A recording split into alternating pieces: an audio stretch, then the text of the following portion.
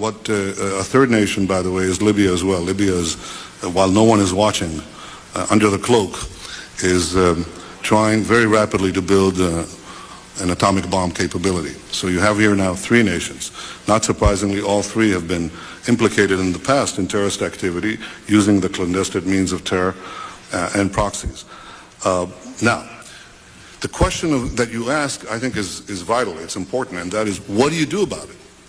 You can fight all of them. You have to dismantle the network, and the question is, do you dismantle all of it at once? No, you didn't. The first thing you did in facing after the wake-up call on September 11th was that you took on the first regime, the obvious regime that had directly perpetrated that catastrophe. You removed the Taliban regime and you scattered Al-Qaeda, although it has not been completely destroyed yet. Now the question is, what's your next step? Knowing that three of these nations are developing nuclear weapons. This is not a hypothesis. It is fact. Iraq, Iran, and Libya are racing to develop nuclear weapons. So now what is the next step? I believe that the next step is to choose. It's not a question of whether you have to take action, but what kind of action and against whom. I think of the three,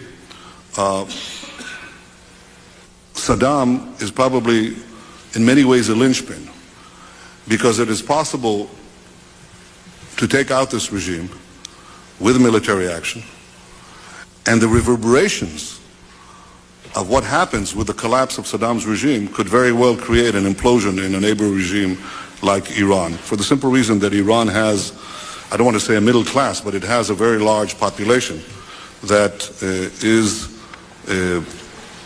that might bring down the regime just as it brought down the Shah's regime.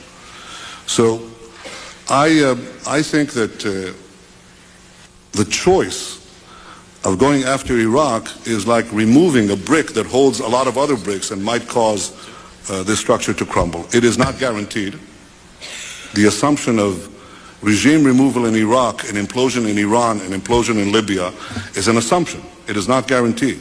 But if I had to choose, should there be military action first against Iraq or first against Iran, I would choose exactly what the president has chosen, to go after Iraq. Who would you choose second? I would wait and see what the effects are, and I think that the effects could be quite mighty and startling.